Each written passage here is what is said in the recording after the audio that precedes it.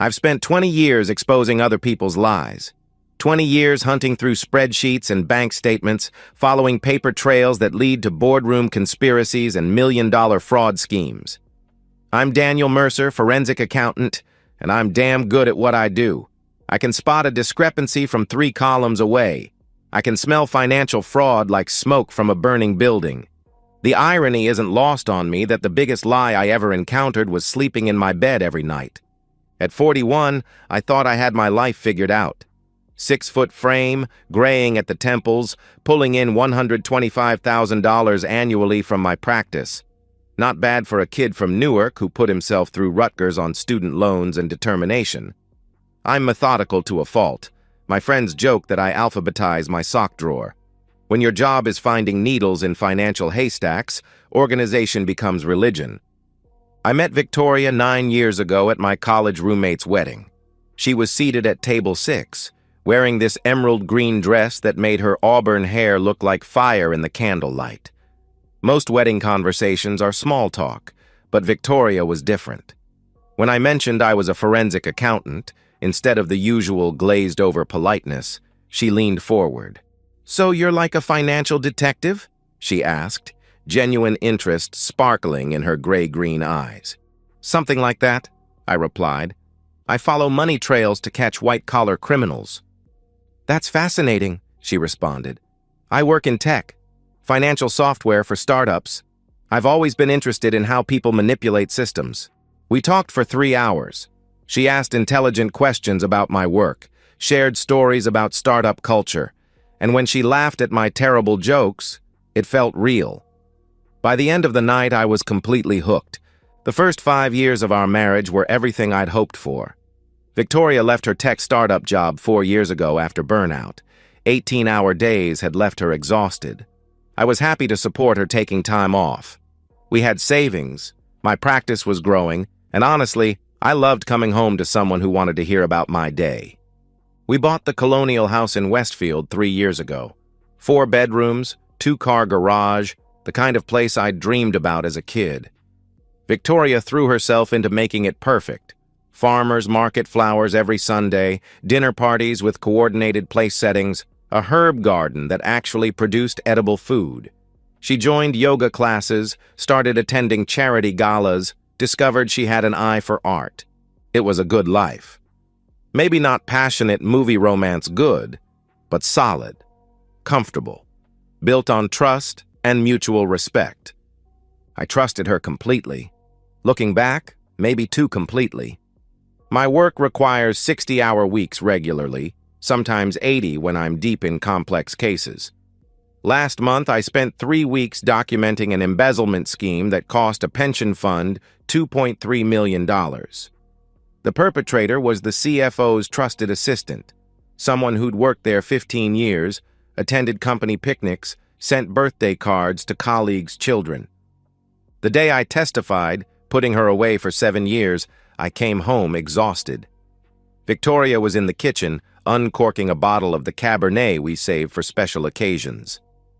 "Rough day?" she asked, moving behind me to massage my shoulders. "Long day. Good outcome, though," I answered. "The jury convicted on all counts." "Of course they did," she said, kissing the top of my head. "You always catch the bad guys. That's what you do." I remember thinking how lucky I was. Someone who understood my work, who celebrated my victories, who made our house feel like home. I should have paid attention to the details. That's what I tell clients. The truth always lives in the details. The small inconsistencies, the numbers that don't add up. Victoria's phone had become permanent. She'd scroll during dinner, smile at screens in ways that never included me. When I asked who she was texting, always the same answer. "Just the girls from yoga," she would say. There were other things. Credit card charges I didn't recognize. Victoria claiming she'd spent $400 at Nordstrom when she never brought home shopping bags. Yoga classes running longer. Business calls in other rooms about investments. When I asked, Victoria had reasonable explanations for everything. All perfectly logical. All completely believable. All, as I would discover, complete lies. I've learned that the truth always lives in the details, the small inconsistencies, the numbers that don't add up. I just never thought I'd need to apply that principle to my own wife. I should have. The call came at 1:15 p.m. Tuesday, just as I was reviewing deposition notes. "Mr. Mercer, this is Jennifer from Lee, Blake & Associates," the voice said. "I'm calling about the Hartwell deposition scheduled for this afternoon." I switched the phone to my other ear. "What about it?" I asked. "Mr. Blake's mother was just rushed to the hospital with a heart attack," she explained. "He needs to postpone until next week. I'm so sorry for the short notice." "Of course," I replied. "I hope she's okay. Can we reschedule for Thursday? I'll check his calendar and get back to you," she promised. After hanging up, I stared at my cleared calendar. 3 free hours on a Tuesday afternoon, a gift I hadn't received in months. I could tackle the Bennett case or catch up on paperwork. Instead, I found myself thinking about Victoria, about that Italian restaurant on Elm Street, about the last time we'd had a spontaneous afternoon together. 20 minutes later, I was driving through our tree-lined neighborhood with an actual smile. Maybe we could take a walk through the park. Maybe we could sit on the deck and talk like we used to. I pulled into our driveway at 1:45, noting Victoria's car in its usual spot. The house looked peaceful in afternoon sunlight. Freshly painted shutters, rose bushes she'd planted last spring finally blooming. Home. I unlocked the front door quietly, not wanting to startle her. The house felt still, that particular quality of midday silence when everything inside is suspended in calm. That's when I heard her voice. It was drifting down from the second floor, from the direction of what we called the office, the smallest bedroom Victoria had converted into her personal space. She'd claimed she used it for online art courses and yoga videos. Her voice had a tone I recognized, intimate, conspiratorial, excited. The way she used to sound when she'd call me with gossip or when she'd plan surprise weekend trips. Except I was standing in our foyer, and she clearly wasn't talking to me. "Derek, I'm serious," she said into the phone. "He has no idea." I froze at the bottom of the stairs. My forensic training kicked in automatically. Don't react, don't move, observe and record everything. 20 years of listening to executives confess to embezzlement had taught me the value of staying invisible when people reveal secrets. "I've been moving small amounts for months now," Victoria continued. "By the time he notices anything, we'll be long gone." The words hit me like physical blows. Moving money, small amounts, long gone. "The accounts are structured perfectly," she went on. "Everything's in my name but tied to his assets. When the final transfer's complete, he'll be on the hook for all of it." I pressed my back against the wall, heart hammering. Accounts, assets, transfers. This wasn't an affair. This was something worse. "Yes, baby. I know it's risky, but I've been so careful," she continued, her voice turning softer. "The shell company, the credit cards, the offshore accounts, it's all documented as his business dealings. Shell company, credit cards, offshore accounts, 20 years of investigating financial fraud, and my wife was describing textbook identity theft and money laundering, using my name, my assets. "I love you too," she said tenderly. "Just 8 more weeks. Then we disappear, and Daniel gets to explain everything to the IRS." She laughed. Actually laughed. "See you Thursday at the usual place," she concluded. I heard a kiss blown into the phone. I stood paralyzed for 30 seconds. My training screamed at me to keep listening, but my emotions were a hurricane of shock and rage. I backed out quietly, got in my car, and drove to a coffee shop 3 miles away. I ordered black coffee and sat down with my laptop. I didn't call a lawyer, didn't call a friend, didn't break down. Instead, I opened a new Excel file and titled it, Investigation, V. Mercer. I began listing everything I knew. Victoria had been moving money. Someone named Derek. Multiple accounts. A shell company. 8 weeks timeline.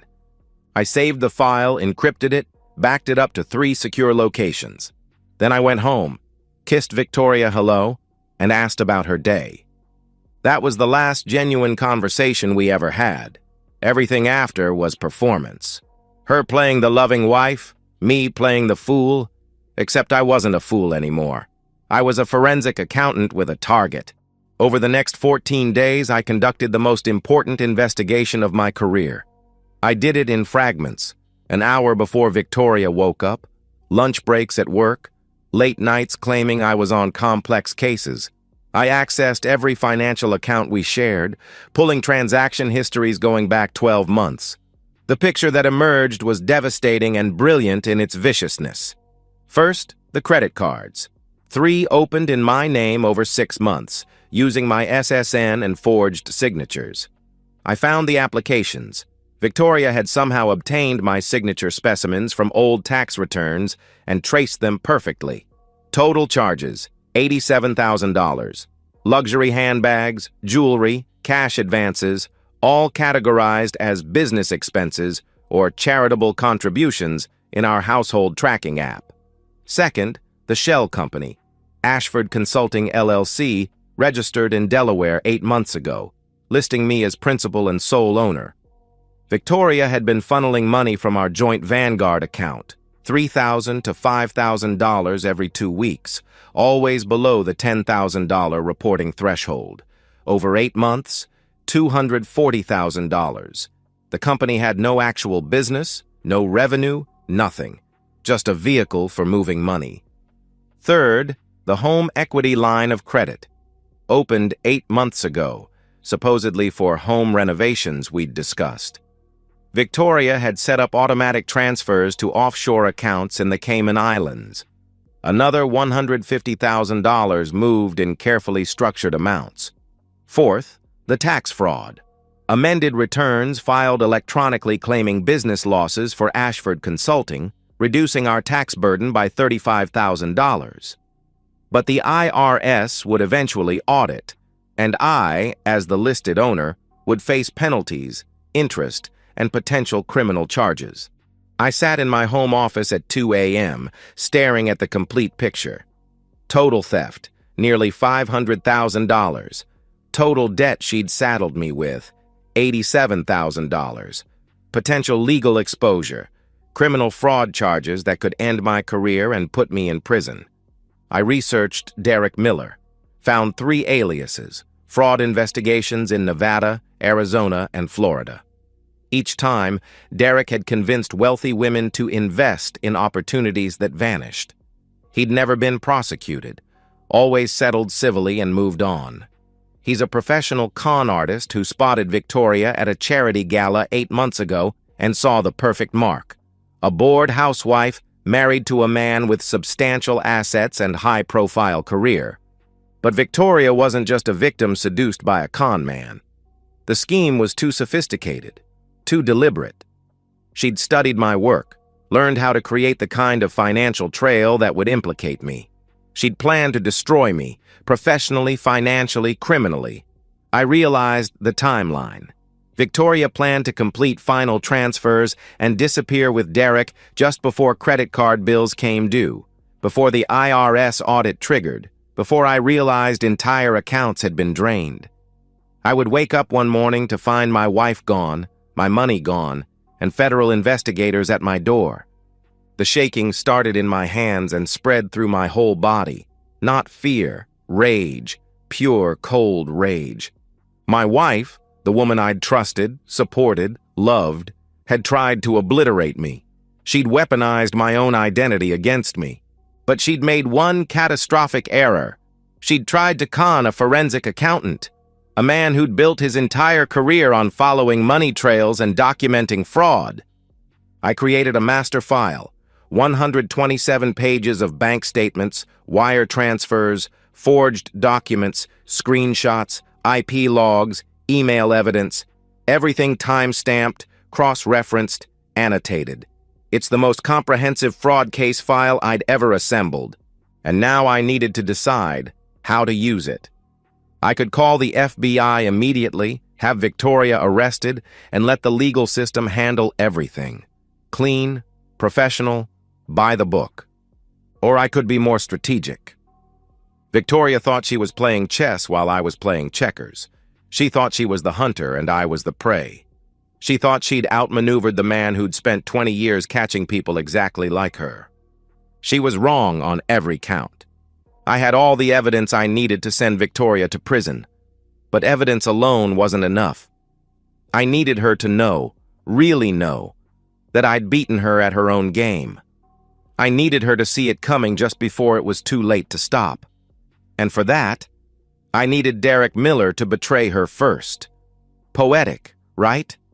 The con artist's girlfriend, destroyed by her own con artist boyfriend's testimony. The plan crystallized in my mind as I watched dawn break through the office window. In 3 hours, Victoria would wake up, make coffee, and ask about my day with that same loving smile she'd been using while planning my destruction. I was going to let her keep believing she was winning, right up until the moment I destroyed her completely. Victoria had taught me that some people see kindness as weakness, trust as opportunity, and love as leverage. I was about to teach her that consequences are inevitable. The ledger was about to balance. I moved like a chess grandmaster playing against someone who didn't even know the game had started. My first call was to Margaret Scott, my attorney. We'd worked together for 6 years. She'd handled legal aspects of several major fraud cases. I sent her the entire case file with a simple message: emergency, review immediately, we'll call in 1 hour. Margaret called back in 40 minutes. "Jesus Christ, Daniel, this is airtight," she said immediately. "Wire fraud, identity theft, tax fraud, conspiracy. Victoria's looking at 10 to 15 years minimum if convicted." "I know," I replied. "I need divorce papers prepared immediately, and I need asset protection strategies."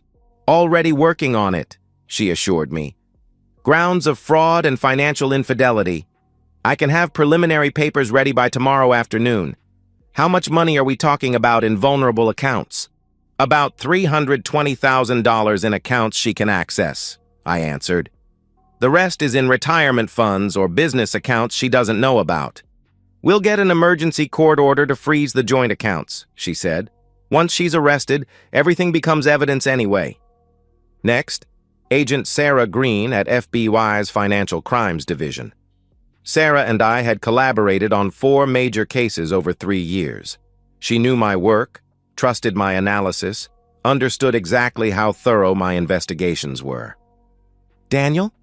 What's wrong?" "You sound like hell," she said when she answered.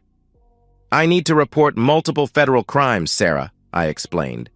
"I'm sending you a case file right now." "Who's the target?" she asked. "My wife." Silence. Then, "Send me everything. I'll review it immediately."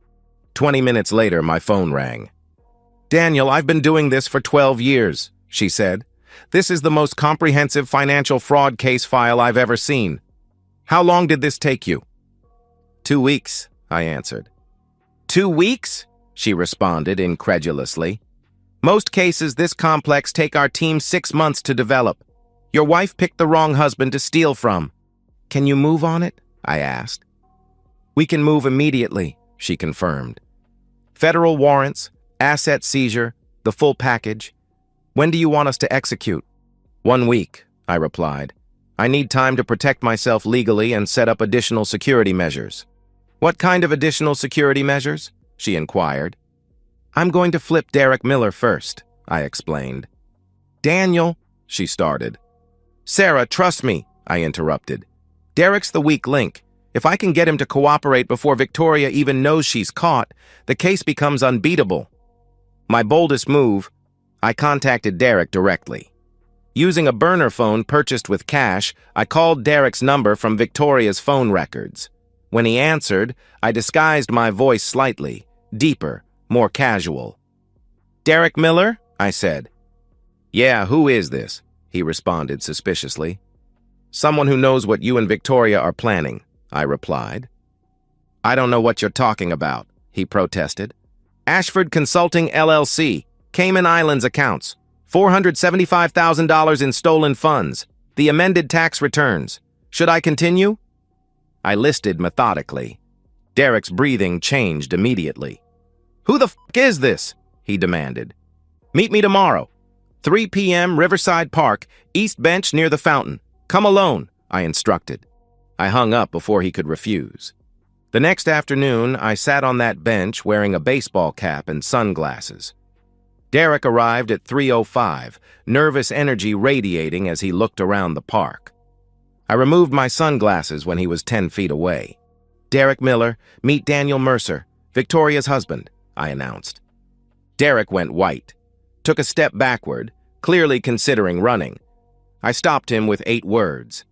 "FBI agents are watching us right now. Don't run." It was a bluff, but Derek had no way of knowing that. I handed him a manila folder containing copies of every piece of evidence. "I've already turned this over to the FBI," I explained calmly. "Wire fraud, identity theft, conspiracy to commit financial crimes. You're looking at 10 to 15 years in federal prison." Derek opened the folder with shaking hands, flipping through page after page of documented evidence. Bank statements, wire transfers, forged documents, photos of him with Victoria. "This is impossible. How did you—" he stammered. "I'm a forensic accountant, Derek," I interrupted. "Catching financial criminals is what I do for a living. You tried to frame me for crimes I investigate professionally." "What do you want?" he asked desperately. "I want Victoria to pay for what she's done," I stated. "You're going to help me make that happen." "Why would I do that?" he challenged.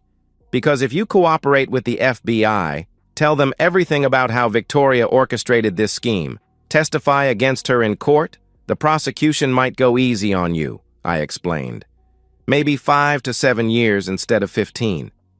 Derek looked up. "And if I don't?" he asked. "Then I'll make sure you get the maximum sentence," I replied coldly. "I'll testify personally about your history of financial fraud, about how you manipulated my wife, about how you tried to destroy an innocent man's life. Federal prosecutors love me, Derek. My testimony will bury you." Derek stared at me for a long moment, calculating, weighing options, realizing he had no good choices left. "She's the one who planned all this, you know," he said finally. "The offshore accounts, the shell company, the fake tax returns. That was all Victoria." "I know," I replied. "That's why she's going to get the longer sentence." "Okay, I'll cooperate," he agreed. I stood and walked away, leaving Derek sitting on that bench, finally understanding that his life as he knew it was over. 1 week later, everything came together like a symphony of justice. I left work early Tuesday and parked across from our house. At 4:15 p.m., 2 FBI vehicles pulled up. 6 agents got out, moving with calm efficiency. They knocked. Victoria answered, smiling, probably expecting a delivery. "Victoria Mercer?" the lead agent asked. "Yes," she replied cheerfully. "FBI. You're under arrest for wire fraud, identity theft, and conspiracy to commit financial crimes," he announced. The smile vanished. "What? No, there's some mistake," she protested. That's when she saw me. Standing across the street, leaning against my car, arms crossed, watching. "Daniel, help me, please!" she screamed. I didn't move, didn't speak. Just watched as they loaded her into the vehicle and drove away. The trial was swift. Derek testified completely. My documentation was flawless. Victoria was convicted on all counts. Sentencing, 12 years federal prison. Victoria's sentencing hearing lasted 40 minutes. The judge called her actions calculated, cruel, and predatory. I sat in the gallery and watched her cry. I felt nothing. Not satisfaction, not vindication. Just nothing. She'd tried to destroy me. I'd simply documented the truth. That's not revenge. That's consequences. 6 months after Victoria's sentencing, I narrate my new life from my downtown condo. I sold the colonial house within 3 weeks of the divorce finalizing. Couldn't stand being in those rooms where Victoria had smiled at me while planning my destruction. I bought a modern downtown condo with floor-to-ceiling windows and clean lines. No memories. Fresh start. My career is stronger than ever. Word spread quietly in professional circles about what happened. Not the details, but the broad strokes. Daniel's wife tried to frame him for fraud, and he outmaneuvered her so completely that she's serving 12 years.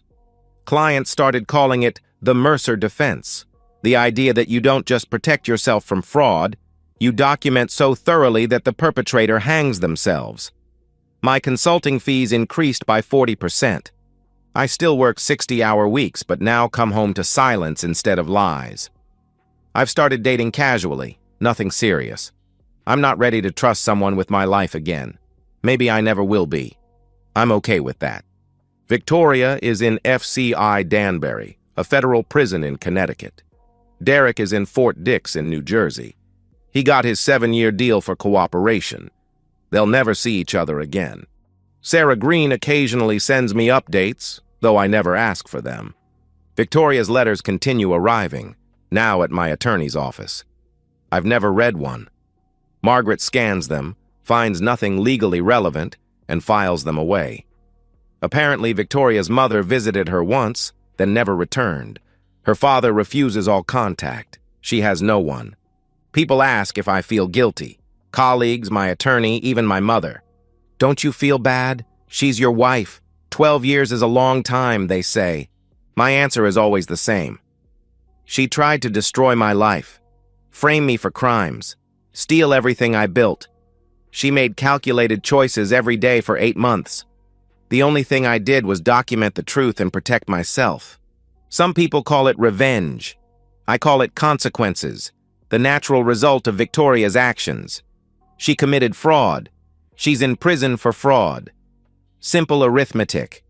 Lessons learned. Trust, but verify. Love doesn't mean blind faith. The person sleeping next to you can be your greatest enemy. Protect your identity, monitor your accounts, never assume you're too smart to be conned. And most importantly, if someone betrays you, protect yourself first. Be strategic. Be thorough. Make sure they can't hurt anyone else. I end my narration sitting in my condo, looking out at city lights. I'm 41 years old, divorced, and at peace. I don't think about Victoria. Don't wonder how she's doing. Don't consider forgiveness. She made her choices. Now she's living with them. I pour myself a glass of bourbon, something I've started doing on Friday nights, and think about the forensic accountant's creed I learned 20 years ago. Numbers don't lie. People do. Your job is to follow the numbers until the truth becomes undeniable. I followed the numbers. The truth became undeniable. Victoria went to prison. The ledger balanced. If you're reading this and someone has betrayed you, remember, justice isn't always swift, but when it's thorough, it's permanent. Document everything. Protect yourself first. And never let guilt keep you from holding someone accountable for trying to destroy you. Victoria taught me that some people see kindness as weakness, trust as opportunity, and love as leverage. I taught her that consequences are inevitable. I sleep soundly every night. I hope she doesn't. And so, we've reached the end of today's story. Was it what you expected, or did it take a twist you didn't see coming? I'm curious to hear your thoughts. Share them in the comments below, and let's get a conversation going. If this story kept you hooked, make sure to hit that like button. And if you're new here or just haven't subscribed yet, now's the perfect time to join our community. I bring you fresh, captivating stories every day, so click that subscribe button and turn on notifications so you never miss out. Thanks for watching, and I'll see you in the next one.